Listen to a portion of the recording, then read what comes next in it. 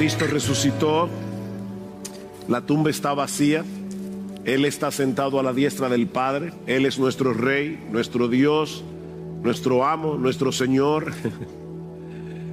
Qué bueno estar en su casa junto a su pueblo alabando su santo nombre. Pero ciertamente, hermanos, cuando lleguemos a la gloria y estemos todos juntos, de todo pueblo, toda tribu, lengua, nación, qué glorioso será poder alabar todos juntos al Cordero. Y hoy tuvimos un pequeñito ensayo al tener aquí hermanos de México, de Colombia, de Chile, de República Dominicana, de Cuba, de Estados Unidos, de Puerto Rico. ¿Qué se me está quedando? Costa Rica. Wow, gracias al Señor que tenemos la oportunidad de poder alabar juntos en esta mañana al pueblo de Dios. Yo les pido por favor que vayan conmigo a segunda a los Corintios, pero esta vez no al capítulo 1, sino al capítulo 12. Segunda a los Corintios, capítulo 12. No vamos a continuar, obviamente, nuestra serie en Primera a Tesalonicenses. Dice así la palabra del Señor: el gloriarse es necesario, aunque no es provechoso. Pasaré entonces a las visiones y revelaciones del Señor. Conozco a un hombre en Cristo que hace 14 años, no sé si en el cuerpo, no sé si fuera del cuerpo, Dios lo sabe, el tal fue arrebatado hasta el tercer cielo. Y conozco a tal hombre, está hablando de sí mismo, si en el cuerpo o fuera del cuerpo, no lo sé, Dios lo sabe, que fue arrebatado al paraíso y escuchó palabras inefables que al hombre no se le permite expresar.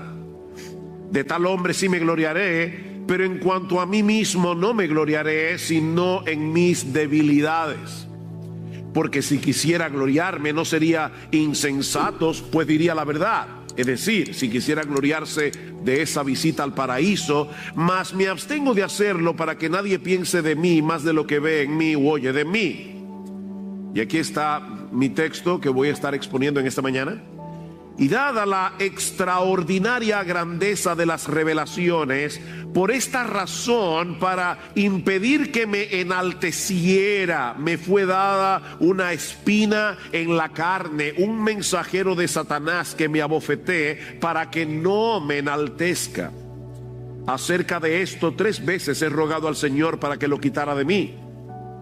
Y Él me ha dicho: te basta mi gracia, pues mi poder se perfecciona en la debilidad. Por tanto, muy gustosamente me gloriaré más bien en mis debilidades, para que el poder de Cristo more en mí. Por eso me complazco en las debilidades, en insultos, en privaciones, en persecuciones y en angustias, por amor a Cristo, porque cuando soy débil, entonces soy fuerte. Vamos a orar una vez más. Soberano Señor, cuánto necesita tu pueblo tu palabra. Cuánto necesitamos tus hijos, que tu Espíritu Santo venga y aplique con poder tu palabra en nuestros corazones. Estamos tan necesitados de ti. Seguramente en medio nuestro hay hermanos cansados, agotados en la carrera, hermanos que están abatidos a través de diversas dificultades, tribulaciones, aflicciones. Pastores que están en medio nuestro debido al intensivo pastoral. Cuánto necesitamos, oh Señor, todos nosotros, que tú nos ministres en esta mañana. Ven y háblanos, porque te lo pedimos en el precioso nombre de Jesús. Amén. Yo supongo que algunos aquí, o probablemente muchos aquí, alguna vez han pensado que de no ser por algunas limitaciones, pudieran servir mejor, pudieran ser más útiles en el reino de Dios. ¿Has pensado eso alguna vez? Óyeme, si yo no tuviera este problema, tal vez si yo hubiera tenido una mejor educación académica, o si yo tuviera una mejor salud, o si yo tuviera una mejor memoria, o si yo tuviera en general mejores circunstancias en mi vida, yo pudiera ser más efectivo en mi servicio al Señor y a su iglesia. Mi hermano, mi hermana, ¿alguna vez tú has pensado así? O tal vez estás aquí hoy en la mañana pensando así.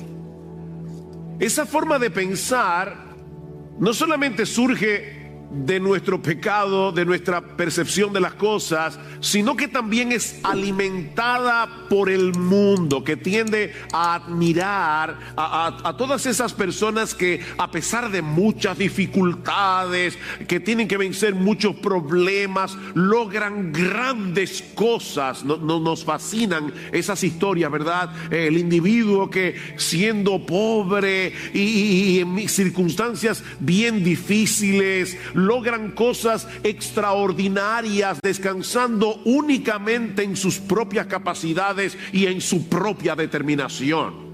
Hasta hacen películas sobre ese tipo de cosas. Me acuerdo cuando nuestros hijos estaban pequeños, que vimos una película llamada Rudy, de un muchacho pequeño que quería jugar fútbol americano en el equipo de la Universidad de Notre Dame, y todo lo que ese individuo pasa, toda la película, para que en los últimos 15 minutos lo metan en el juego. Nos encantan esas historias de autoayuda. Pero según la enseñanza de Pablo en este pasaje, es más bien nuestro sentido de insuficiencia, son nuestras debilidades la clave para ser útiles en el reino de Dios. Te lo voy a repetir otra vez porque eso es antiintuitivo. Son nuestras limitaciones, es nuestro sentido de insuficiencia, son nuestras debilidades la clave para ser útiles en el reino de Dios. Pablo está contrastando aquí su ministerio con el de los falsos maestros. Si leemos toda la carta de 2 a los Corintios, nos vamos a dar cuenta. Los falsos maestros se gloriaban en sus capacidades, en sus personalidades carismáticas, en sus experiencias extraordinarias, y veían a Pablo con menosprecio y decía: Pablo es fuerte en sus cartas, pero su presencia es menospreciable. Pablo es un individuo débil.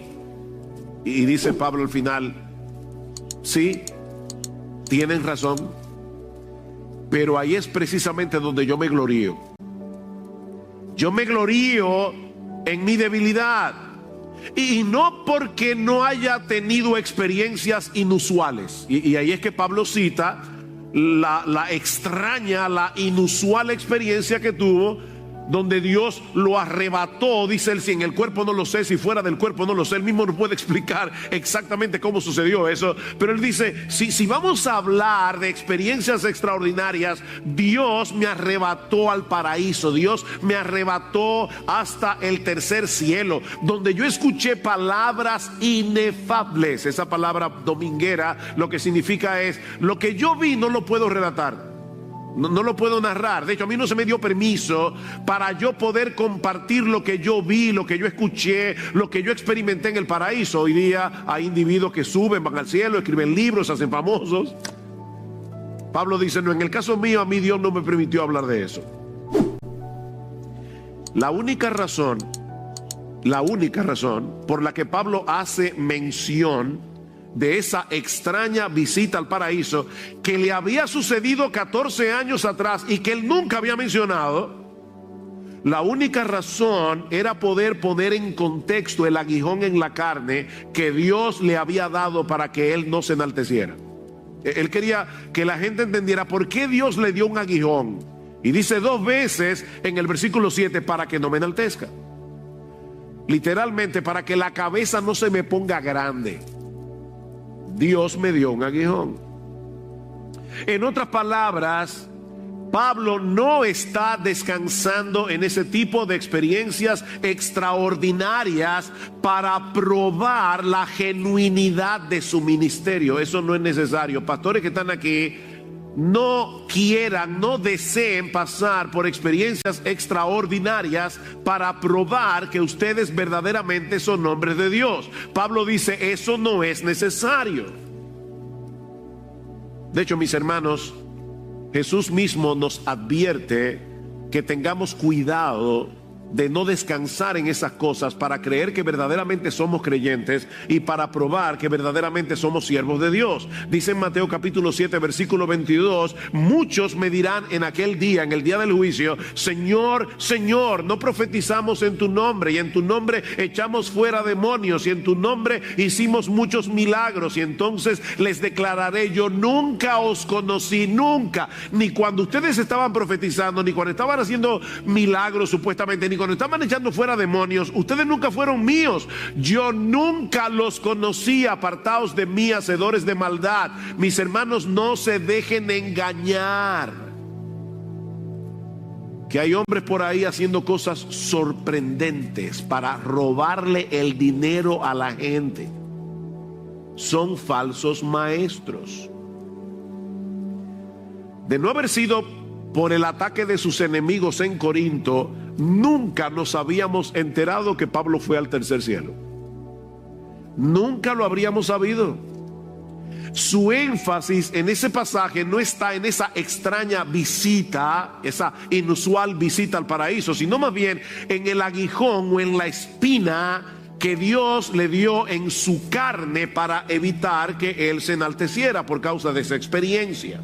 Y hay al menos 3 grandes lecciones que nosotros podemos aprender de este pasaje y que pueden ser muy útiles a los pastores que están de visita, a los líderes que están de visita en medio nuestro. Pero hermanos, yo no estoy predicándoles a ellos, sino a todos nosotros, porque todos nosotros necesitamos aprender la enseñanza de este pasaje. Hay al menos 3 enseñanzas que podemos extraer de este pasaje. La primera es que las debilidades y aflicciones que nos limitan de alguna manera vienen de parte de Dios para nuestro bien. Dios nos limita, Dios nos debilita y es para nuestro bien. En otras palabras, son regalos que Dios nos da envueltos en papeles extraños. Noten que en el versículo 7, Pablo dice, y dada la extraordinaria grandeza de las revelaciones, por esta razón, para impedir que me enalteciera, me fue dada. Me fue dada. La pregunta es ¿por quién? Obviamente por Dios. Es verdad que el texto dice, un mensajero de Satanás que me abofeté. Sin embargo, 2 veces dice Pablo que la razón por la que se le dio este aguijón era para que no se enalteciera, para que él no se enorgulleciera. Y a Satanás le habría encantado que Pablo se llenara de orgullo. Así que en última instancia, el diablo era un instrumento en las manos de Dios para humillar a Pablo. Pero esta aflicción, esta debilidad limitante le fue dada por Dios. Pastor, ¿y qué era este aguijón? Bueno, esa pregunta es muy simple, muy sencilla, no sé. Nadie lo sabe, se han dado muchísimas respuestas, pero de verdad no importa. No importa. De hecho, probablemente la razón por la que Pablo no menciona explícitamente cuál era el aguijón era porque tal vez los corintios sabían cuál era. Pero en segundo lugar, para que cualquiera pudiera leer ahora la carta e identificarse con Pablo, aunque no estuviera sufriendo la misma aflicción. Así que esto es universal. Un aguijón en la carne, no sabemos lo que era. Ahora es obvio que se trataba de una aflicción bastante severa. Miren, mis hermanos, si hay algo de lo que no podemos acusar a Pablo, es de que era un hombre ñoño. Ese tipo de persona que todo se le encuentra difícil, que se queja por cualquier tontería. En el capítulo 11, Pablo da un resumen de sus dificultades que él había tenido que sufrir por causa del ministerio. Vean el capítulo 11, versículo 24. 5 veces he recibido de los judíos 39 azotes. Los judíos eran tan quisquillosos con la ley que como se prohibía que se diera 40 azotes, ellos le dieron a Pablo 39. 3 veces. 3 veces he sido golpeado con varas. Una vez fui apedreado. 3 veces naufragué. He pasado una noche y un día en lo profundo, con frecuencia en viajes. Y ahora noten todas las veces que Pablo menciona la palabra peligros. En peligro de río, peligro de salteadores, peligro de mis compatriotas, peligro de los gentiles, peligros en la ciudad, peligros en el desierto, peligros en el mar, peligros entre falsos maestros, en trabajos, fatigas, en muchas noches de desvelos, en hambre, sed, a menudo sin comida, en frío, desnudez. Un buen resumen. Un buen currículum de sufrimiento. Pablo había tenido que pasar por mucha aflicción, pero esta espina, este aguijón en su carne parece sobrepasar todo lo demás. De hecho, noten otra vez que en el versículo 7 Pablo le llama una bofetada.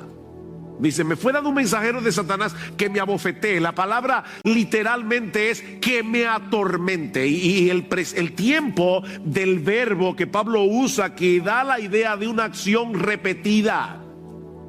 Pablo tenía mucho tiempo padeciendo de este problema, cualquiera que haya sido, y continuaría sufriéndolo por el resto de su vida, a pesar de haberle clamado al Señor que se lo quite. De paso, mis hermanos, esto nos enseña que no es incorrecto orarle al Señor que nos libre de alguna aflicción. Eso no es incorrecto. ¿Está alguno entre vosotros afligido? ¿Qué debe hacer? Según Santiago, haga oración. Santiago 5:13. Lo que es incorrecto y pecaminoso es llenar nuestro corazón de amargura, comenzar a dudar del amor de Dios, porque Él decida no quitarnos la aflicción. No debemos, mis hermanos amados, medir el amor de Dios sobre la base de nuestro bienestar. La medida del amor de Dios siempre ha sido el Calvario, no la salud, no la prosperidad terrenal. Sí, debemos orar cuando estamos en medio de una situación aflictiva, pero debemos hacerlo con la misma actitud de Jesús en el huerto de Getsemaní. Padre, si es posible que pase de mí esta copa, pero que no se haga mi voluntad, sino la tuya. Porque Jesús sabía que la voluntad de Dios, cualquiera que sea, es buena, es agradable y es perfecta, aunque nos duela. La voluntad de Dios es buena, es agradable, es perfecta. Este aguijón fue el medio que el Señor usó para mantener a Pablo en humildad, a pesar de que de alguna manera que tampoco entendemos, un agente satánico estuvo envuelto en el asunto. Algunos sugieren, como dice, un mensajero de Satanás. Algunos sugieren que era Dios afligiéndolo con algún tipo de enfermedad y el diablo diciéndole: Pablo, tú ves que Dios no te ama, tú le sirves, eres un misionero, tú tal vez serías más útil si Dios te quitara ese aguijón, y ese mensajero del diablo estaba ahí, tiquiti, tiquiti, tiquiti. Es posible. Mis hermanos, nuestro Dios es soberano y Él tiene control de todas las cosas, y eso incluye los ataques del enemigo de nuestras almas, eso incluye los pecados que otros cometen contra nosotros.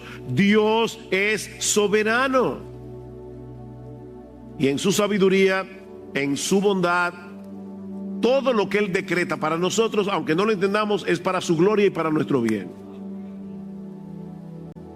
Así que noten que en un mismo suceso el diablo y Dios estaban envueltos. Dios está tratando de hacer algo en la vida de Pablo y el diablo también. Yo no sé si ustedes se dieron cuenta del contraste, porque honestamente yo no lo había visto hasta esta semana, y he leído ese pasaje un montón de veces. Eso es lo bueno de la Biblia, es un pozo sin fondo. Pablo está diciendo en el principio del pasaje: Dios me permitió ir al tercer cielo, y luego dice que le enviaron un mensajero desde el infierno. ¿Qué contraste? Comienza en el cielo y a la mitad un mensajero de Satanás. Un mensajero desde el infierno. Qué extraña es la vida, ¿verdad? La vida del creyente. Qué paradójica. Dios y el diablo obrando juntos, con dos propósitos muy diferentes. Y nosotros no somos ni títeres de Dios ni títeres del diablo. Dios está tratando de hacer algo en tu vida, el diablo está tratando de hacer algo muy diferente, y tú, en medio de la situación, no eres un títere. Nosotros somos responsables de reaccionar piadosamente, somos responsables de reaccionar sabiamente en medio de la providencia aflictiva, y eso nos lleva a nuestro segundo encabezado. Debemos aceptar gustosamente, no con resignación. Debemos aceptar gustosamente las limitaciones que Dios trae a nuestras vidas, porque Él será glorificado en nuestra debilidad. Para que no se distraigan, déjenme repetir otra vez. Cuando vienen esas limitaciones, vienen esas aflicciones, debemos aceptarlas gustosamente, no porque seamos masoquistas, no porque nos guste sufrir, no, a nadie le gusta sufrir, sino porque sabemos que Dios será glorificado, Cristo será glorificado en nuestra debilidad. Pablo le había pedido al Señor al menos en 3 ocasiones que lo libre de este aguijón. Y algunos comentaristas presuponen que Pablo se refiere a 3 ocasiones específicas en las que él percibió en una forma muy aguda el impacto debilitante de esta espina o de este aguijón en su carne. Pero como sucedió con el Señor en el huerto de Getsemaní, Dios tomó la decisión de fortalecerlo, pero no de librarlo. ¿Ven? Es una idea similar a la que Pablo expresa en el pasaje que leímos al inicio de este culto, segunda a los Corintios capítulo 1. Pablo dice: bendito sea el Dios y Padre de nuestro Señor Jesucristo, Padre de misericordias y Dios de toda consolación, el cual nos consuela en todas nuestras tribulaciones, para que podamos también consolar a los que están en cualquier tribulación por medio de la consolación con que nosotros somos consolados por Dios. ¿Cuál es el énfasis en este texto? Consolación. Pero la palabra que se traduce como consolación no significa alivio, no significa reducción del dolor. Nosotros a veces pensamos en el consuelo cuando estamos en medio de un problema y de alguna manera viene Dios, interviene y nos libra de la aflicción. Pero esa no es la idea de la palabra, que de hecho es una palabra bastante fuerte que se usa en el idioma original. Dice John Stott que esta palabra significa más bien una renovación de fuerza a través del aliento. ¿Ustedes recuerdan cuando Jesús estaba orando en el huerto de Getsemaní? Y Dios envió un ángel. ¿Para qué envió al ángel? ¿Para librar a Jesús del dolor? No. Fue para fortalecerlo. ¿Para qué? Para que siguiera hacia la cruz. Jesús ya estaba sufriendo y viene un ángel a levantarlo, a decirle: sigue tu camino, todavía te falta morir. No es aliviarnos del dolor, es fortalecernos a través del aliento. Sigue diciendo John Stott: Pablo está alabando a Dios por su infinita provisión de fortaleza para ayudarnos a seguir adelante y a levantarnos en toda ocasión, que es la misma idea que encontramos en nuestro pasaje. Señor, quítame este aguijón. No, hijo mío, te basta mi gracia. Mi gracia es suficiente porque mi poder se perfecciona en la debilidad. Siempre que yo leo este pasaje, no puedo evitar pensar en Spurgeon, porque Spurgeon, el gran predicador inglés, en una ocasión iba en su carroza de caballos a predicar en un lugar. Él estaba sumamente nervioso por el peso de la responsabilidad de la predicación, y dice que de repente recordó este texto: bástate mi gracia, mi poder se perfecciona en la debilidad. Y Spurgeon dice: por primera vez yo noté la ironía del texto y comencé a reírme a carcajadas en la carroza. ¿Por qué? Te basta mi gracia. Mis hermanos, ¿de qué tamaño es la gracia de Dios? La gracia de Dios no es algo que Dios da, es parte del carácter divino. O sea que la gracia de Dios es del tamaño de Dios. Y la pregunta es, ¿te basta su gracia? Usted sabe lo que es un guppy, ¿verdad? Un guppy es un pececito que es de agua salada, de agua dulce, pero es un pececito, es chiquitico. Es como decirle a un guppy, ¿te basta el Atlántico o tú necesitas más agua? Eso fue lo que Spurgeon entendió. Bástate mi gracia.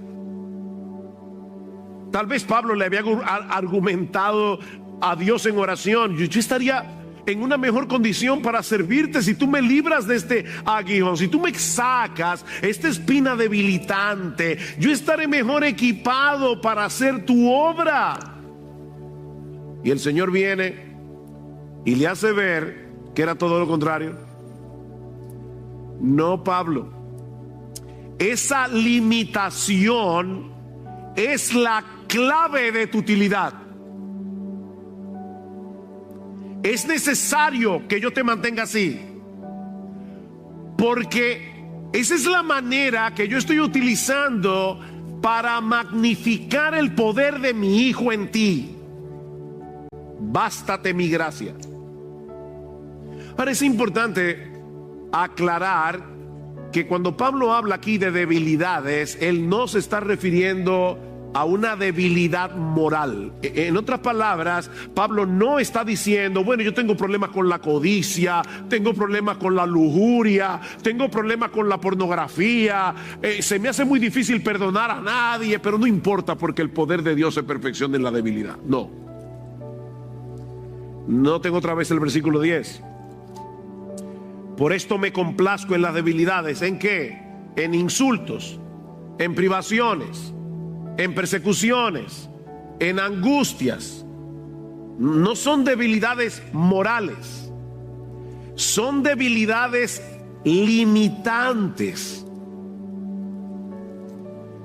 En otras palabras, Pablo había abrazado su identidad como un mero vaso de barro en el que Dios había colocado el tesoro del Evangelio. En el capítulo 4, versículo 6, Pablo está explicando algo acerca de su ministerio. Dice: yo predico la palabra porque Dios, que mandó que de las tinieblas resplandeciese la luz, es el que resplandeció en vuestros corazones para iluminación del conocimiento de la gloria de Dios en la faz de Jesucristo. Pablo dice: yo soy un predicador del Evangelio, yo no me predico a mí mismo, y la razón por la que yo predico el Evangelio, a pesar de que Satanás ha cegado el entendimiento de los incrédulos para que no les resplandezca la luz del Evangelio de la gloria de Dios en la faz de Jesucristo, aunque los pecadores están ciegos, yo predico el Evangelio porque es a través de la predicación que el Dios que en Génesis capítulo 1 versículo 3 dijo: sea la luz, ahora viene a los corazones de los incrédulos y les dice: sea la luz, para que puedan ver la gloria de Dios en la faz de Jesús. Y ahora note lo que dice el versículo 7. Pero, wow, qué ministerio más glorioso, ¿verdad? Pero tenemos este tesoro en vasos de barro, para que la excelencia del poder sea de Dios y no de nosotros. ¿Ustedes ven el contraste? La grandeza de la gloria divina que se revela en el Evangelio y la fragilidad de los vasos que llevan el mensaje. Ese es el contraste.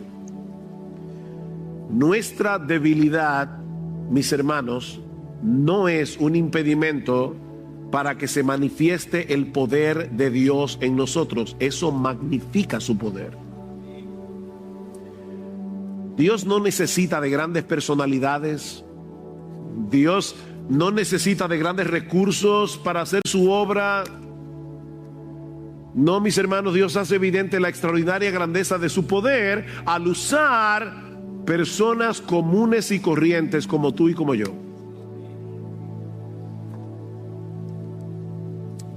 Ninguno de nosotros tiene en sí mismo lo que se necesita para hacer la obra de Dios.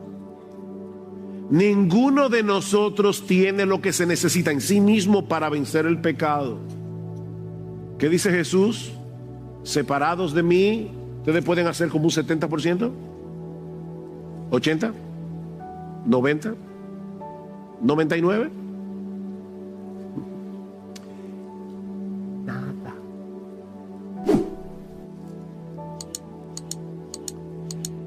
separados de mí, nada. Nosotros somos un ejército de nadas. Tú eres nada, nada, nada. El problema es que todos tenemos la tendencia a confiar en nosotros mismos. Ese es el problema. Y Dios en su bondad se encarga de recordarnos lo que somos a través de esos aguijones que nos debilitan, nos limitan, para que dependamos enteramente de Él. ¿Recuerdan lo que Miguel leyó en el capítulo 1 otra vez de 2 Corintios? Pablo dice, miren, ustedes no ignoran que cuando estuvimos en Asia, fuimos abrumados de tal manera que hasta perdimos la esperanza de conservar la vida. Teníamos sentencia de muerte, dice Pablo, a fin de que no confiáramos en nosotros mismos, sino en Dios que resucita a los muertos. Dios, en esa aflicción en Asia, estaba destruyendo la confianza de Pablo, porque su poder se perfecciona en nuestra debilidad. Hermanos, es cuando estamos conscientes de nuestras deficiencias que clamamos desde lo más profundo de nuestro corazón por la asistencia de Dios. Y entonces Dios magnifica su gracia en nosotros y a través de nosotros. De ahí la sorprendente, extraña, inusual reacción de Pablo. ¿Cómo reaccionó Pablo ante estas limitaciones, debilidades, aflicciones en su carne, cuando Dios les reveló el propósito, como te lo está diciendo hoy a ti y a ti y a ti y a ti hoy en la mañana a través de su palabra? ¿Cómo reaccionó Pablo? En vez de llenarse de resentimiento contra Dios, de amargura, de depresión por limitarlo de esa manera, Pablo le da la bienvenida. Él aceptó gustosamente ser debilitado. En el versículo 30 del capítulo 11, Pablo dice que si tiene que gloriarse de algo, dice, me gloriaré en mis debilidades. En el versículo 9 del capítulo 12 dice, muy gustosamente me gloriaré en mis debilidades, para que el poder de Cristo more en mí, o para que el poder de Cristo haga su residencia en mí. Y luego en el versículo 10 del capítulo 12 dice, me complazco en mi debilidad. Ustedes están viendo cómo me glorío, me gozo, para usar una palabra que está de moda, lo recibo, me complazco. ¿Saben lo que significa esa palabra? Significa estar satisfecho, gozarse, aceptar con agrado, preferir, disfrutar. Pablo está diciendo, bienvenidas sean todas estas aflicciones. No porque me gozo en el dolor, no, sino porque cuando soy débil, entonces soy fuerte. Esa conexión es importante. Cuando entonces, Pablo está diciendo, es cuando soy consciente de mi debilidad que entonces soy fuerte, porque eso me lleva a depender enteramente de Él y no de mí. Vamos a ver el texto a la inversa. Cuando yo creo que soy fuerte, ahí es que yo soy débil. Mira, mi hermano, cuando tú crees que te las sabes todas, precisamente cuando tú crees que puedes, estás perdido. Cuando soy fuerte, entonces soy débil. Lo puedes citar al revés. Pero cuando soy débil, entonces soy fuerte. Fue la conciencia de su pequeñez lo que llevó a Pablo a decir que él se gloriaba en sus debilidades, le daba la bienvenida, se complacía en sus debilidades, porque él sabía que esa era la única manera en que el poder de Cristo se iba a magnificar en él. Mi hermano, déjame hacerte una pregunta. Cuando tú te levantas por la mañana, tú eres esposo, tú eres padre, trabajas en una empresa o en cualquier lugar, tú te levantas con esa conciencia, Señor, Yo tengo hoy que amar a mi esposa como Cristo amó a la iglesia. Señor, yo hoy tengo que criar a mis hijos en la disciplina y amonestación del Señor sin provocarnos a ira. Señor, hoy yo debo ir a mi trabajo y hacer las cosas no como para los hombres, sino para ti. Pero Señor, yo no puedo. Tú tienes esa conciencia desde que tú abres los ojos por la mañana. Señor, yo no puedo. Hoy yo voy a tener un montón de tentaciones y yo no puedo con ningunas. Por favor, ayúdame. Esposas, ¿ustedes creen que ustedes se van a someter a sus maridos sin la ayuda del Señor? ¿Como a Cristo? Hijos, jóvenes, niños. Yo sé que someterse a los padres es difícil, porque yo también fui niño, yo también fui joven. Yo sé lo duro que es que te digan que no, yo lo sé. Pero jóvenes, niños, ustedes cuando se levantan por la mañana, si tú profesas ser cristiano, tú dices, oh Padre, yo tengo que someterme hoy a mis padres terrenales y yo sé que me va a ser difícil. Por favor, Señor Jesús, ayúdame.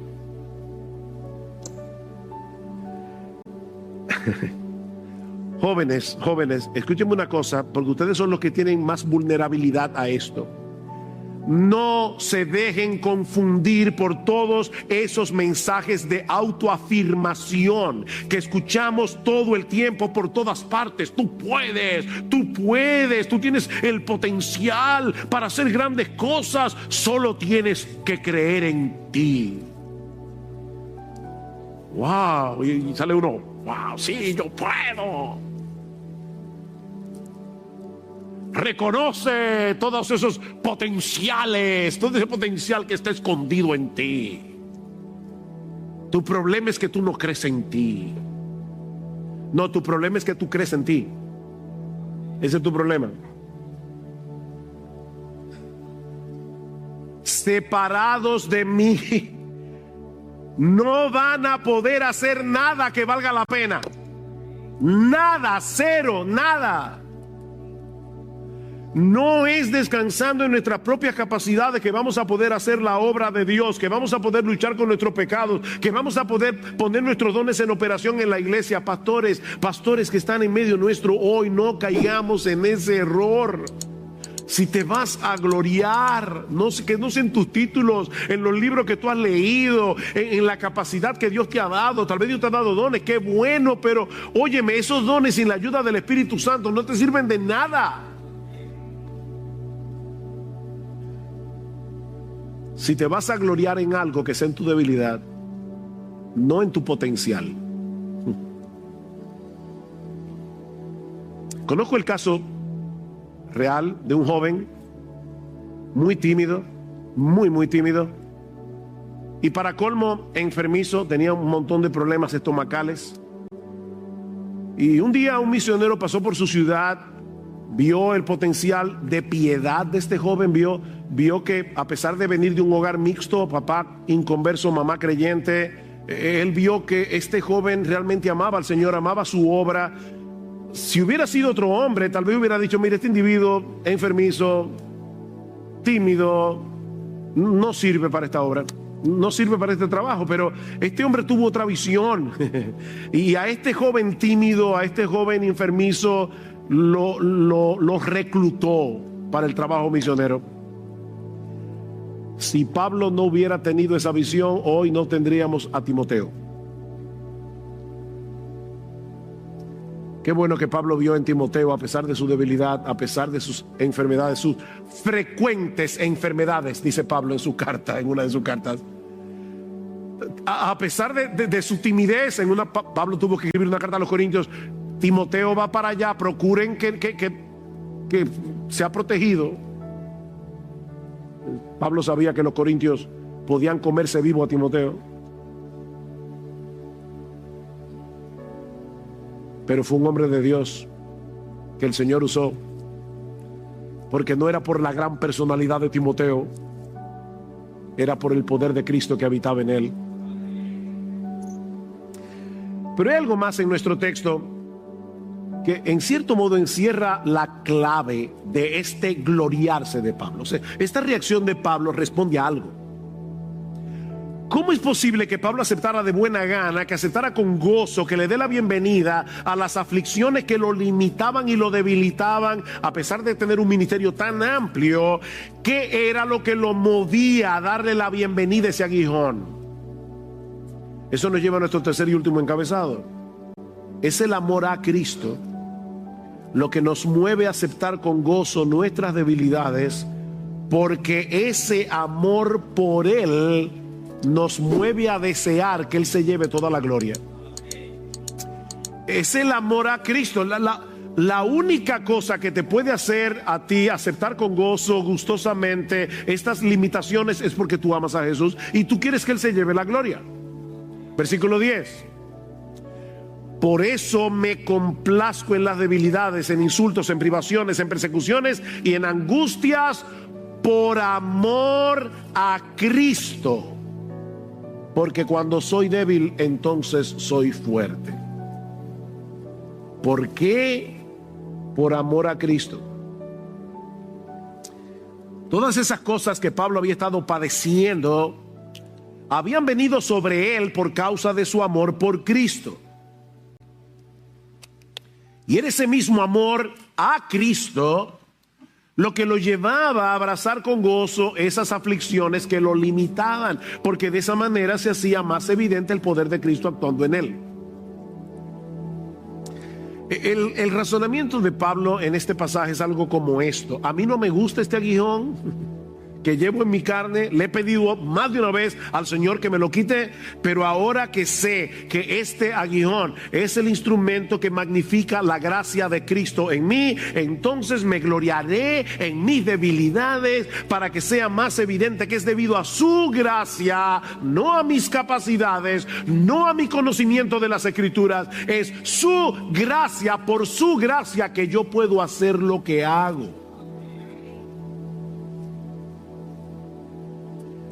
Nosotros hacemos la obra y Cristo se lleva la gloria.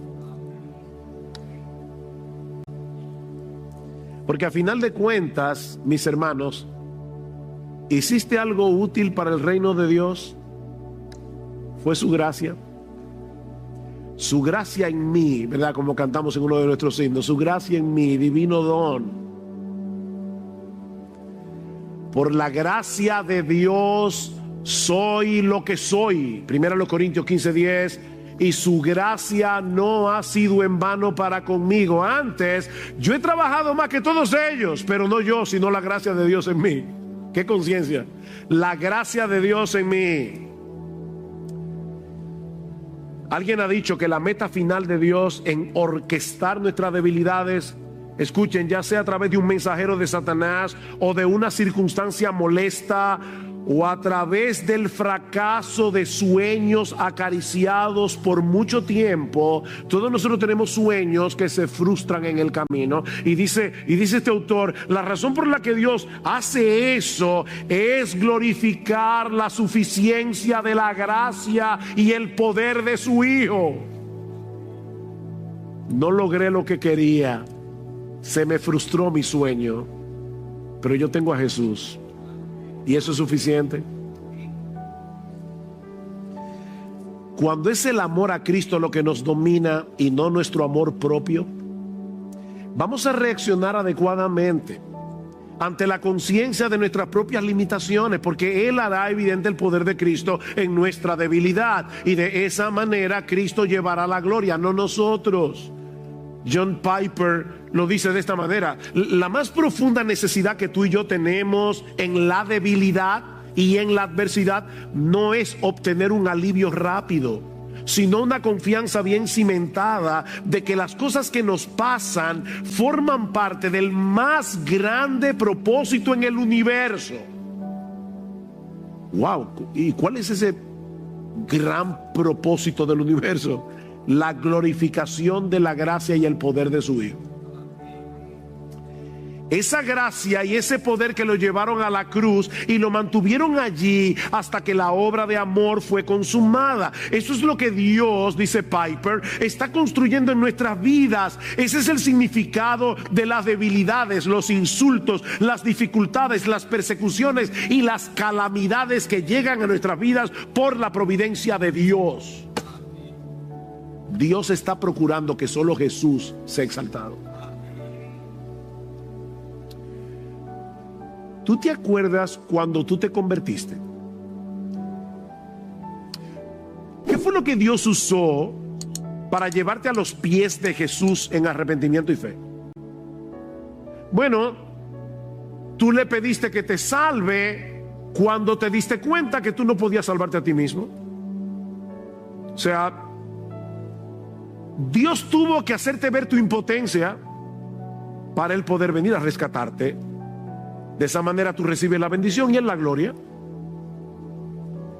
Bueno, mi hermano, mira, es así como funciona toda la vida cristiana, no solo la conversión. De eso se trata. En cada paso de avance en nuestro crecimiento espiritual, en cada cosa que hagamos para la edificación del reino, no podemos. La misma actitud que te llevó a depender de Cristo para ser salvo, debes mantenerla día tras día para ser cada vez más santo y para ser cada vez más útil. La vida cristiana avanza como comenzó. No es que tú te conviertes en tu impotencia y ya luego eres empoderado. No. El problema es que el pecado todavía mora en nosotros y nos lleva a creer que somos suficientes, que podemos actuar en independencia, y por eso tratamos de hacer las cosas en nuestras propias fuerzas. Somos tan ignorantes que creemos que podemos hacer lo que realmente no podemos hacer. Pero Dios es tan bueno, tan sabio, que Él se encarga de usar aflicciones limitantes para aplastar ese sentido de autoconfianza y para llevarnos a experimentar la realidad de que Él es capaz, oye esto, hermano, Él es capaz de multiplicar las fuerzas del que no tiene ninguna. Isaías 40:29. O sea, Él no necesita que haya un poco de fuerza para poder multiplicarla, para aumentar lo que hay. No, es que Él no necesita que haya. Él puede aumentar el vigor donde no hay absolutamente nada. Él multiplica las fuerzas del que no tiene ninguna. Él llama a las cosas que no son como si fueran. Romanos 4:17. Pero es el amor a Cristo lo que nos mueve a darle la bienvenida a esas aflicciones limitantes y debilitadoras que vienen a nuestra vida, para que el poder, ese poder todopoderoso de la gracia de Jesús, se haga evidente en nuestra vida. Y la gente nos diga: wow, qué bien lo hace fulano, qué bien lo hace fulana. No, qué bien lo hace Jesús. Yo recuerdo hace muchos años que estaba leyendo una biografía de un hombre que yo admiro mucho, un hombre del pasado, y yo iba leyendo la biografía y decía: wow, pero qué hombre más extraordinario. Y un día el Espíritu Santo me convenció de pecado. Y yo dije: pero ¿cómo que qué hombre? Y de repente seguí leyendo la biografía y dice: wow, qué Dios, que puede tomar una basura que va camino al infierno, un gusano del polvo, y hacerlo útil para el reino de Dios. ¡Qué Dios tenemos! Así que, mi hermano, mi hermana, no te quedes ahí postrado lamentando tu debilidad, lamentando tus limitaciones. Abraza con gozo esa conciencia de pequeñez. Abraza con gozo esa insuficiencia que te mantendrá de rodillas en dependencia de tu Señor, mientras pones tus dones en operación para la gloria de tu redención, en la edificación de la iglesia y la salvación de los perdidos. Gladys Aylward fue una sirvienta que servía en la casa de un individuo muy rico, y ella siempre deseó ir a la China de misionera. Era una criada, y ella aprovechaba la biblioteca que tenía este hombre y leía, se preparaba ella sola. Ella fue finalmente a la agencia misionera, habló con una persona que la atendió, por cierto, muy amablemente, pero le dijo: pero ¿pero qué tú has estudiado? Dice, no, yo tuve que dejar el colegio para poder servir en una casa de familia. Yo no tengo dinero, pero ¿qué capacidades tú tienes? ¿Sabes chino? No, yo no sé chino. Yo solamente he leído muchos libros que tiene el señor de la casa, pero... Y finalmente este hombre la desechó. Era chiquita, le llamaban la pequeña, ¿cómo era? La pequeña misionera o algo así. Era una muchacha bien chiquita. Esa muchacha pasó yo no sé cuántas vicisitudes y finalmente llegó a la China. Y es increíble la obra que Dios hizo a través de Gladys Aylward. Su obra es tan reconocida que Hollywood hizo una película de su vida. Pequeña, sin educación, pero con un gran amor por Jesús. Mis hermanos, necesitamos desarrollar ese hábito de dependencia constante. Necesitamos recordarnos una y otra vez que nosotros mismos somos menos que nada cuando se trata de hacer la obra de Dios. Por eso es que es tan importante la oración. En el pasaje de 2 Corintios 1, termina hablando de la oración. Dice Pablo, por la oración de ustedes, por nuestra oración. La oración juega un papel importantísimo porque es por la oración que nosotros manifestamos esa dependencia. Señor, yo no puedo, por favor ayúdame. Sal de tu casa por la mañana a tu trabajo, Señor. Yo no puedo, me voy a enfrentar a un montón de tentaciones. Yo no puedo hacer el trabajo con excelencia. Yo no puedo hacerlo para tu gloria. Si me alaban, me la voy a robar tu gloria, Señor. Yo soy un ladrón de gloria. Por favor ayúdame, Señor. Es vivir en oración, es respirar oración. Por eso es que es tan importante que los miércoles vengamos a la iglesia a orar. Esta iglesia no tiene la capacidad de hacer la obra de Dios. No la tenemos, sus pastores no la tienen. No confíen en sus pastores si es para dejar de orar. Nada podéis hacer.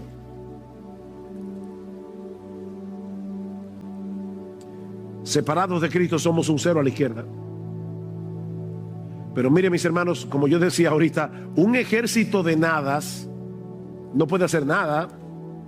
Pero cuando todas esas nadas se amparan en el Todopoderoso, las puertas del Hades no pueden frenar el avance de los ejércitos del Dios vivo.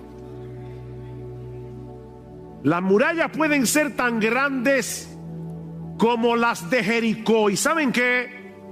Se caerán si gritamos en el nombre de Dios. No hay muralla que resiste ese poder. Así que el punto de este pasaje no es que nos quedemos postrados lamentando nuestras propias limitaciones y debilidades. No. Todos nosotros tenemos que poner nuestros dones al servicio del Señor y de su iglesia para que el cuerpo de Cristo siga siendo edificado, pero jamás se te ocurra hacerlo en tus propias fuerzas. Por amor a Cristo, ampárate en Él, para que solo Él reciba la gloria. Cada uno según el don que ha recibido, ministrelo a los otros como buenos administradores de la multiforme gracia de Dios. Si alguno habla, hable conforme a las palabras de Dios. Si alguno ministra, ministre conforme al poder que Dios da, para que en todo sea Dios glorificado por Jesucristo, a quien pertenecen la gloria y el imperio por los siglos de los siglos. Amén. Y si tú estás aquí sin Cristo, mi amigo,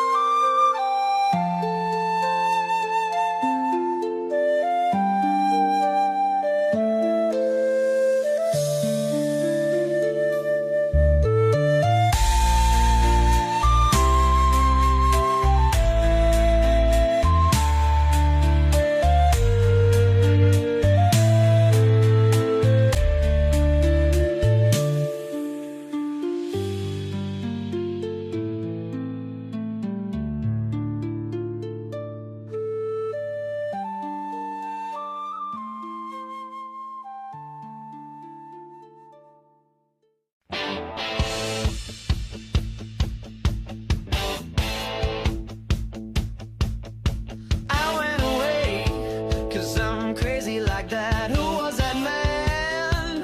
He can't come back. But then again, I got mad in my head. I left my best friend in the hospital bed. But now I know I got nothing to lose, and you can tell I got the dirt on my shoes. And I'ma go where nobody goes, and when I get there, I'll be going with the flow. And I say, hey,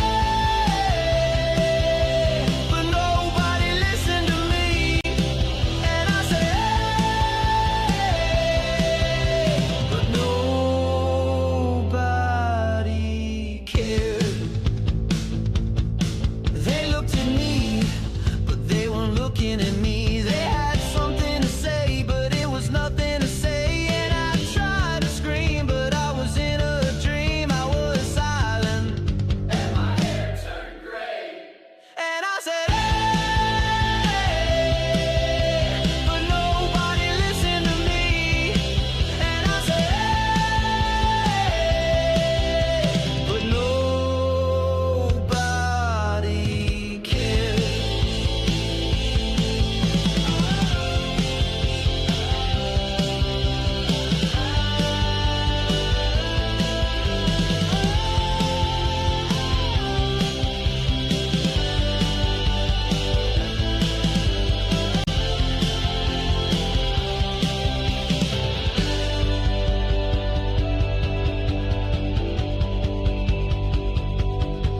And I said, hey, but nobody listened to me.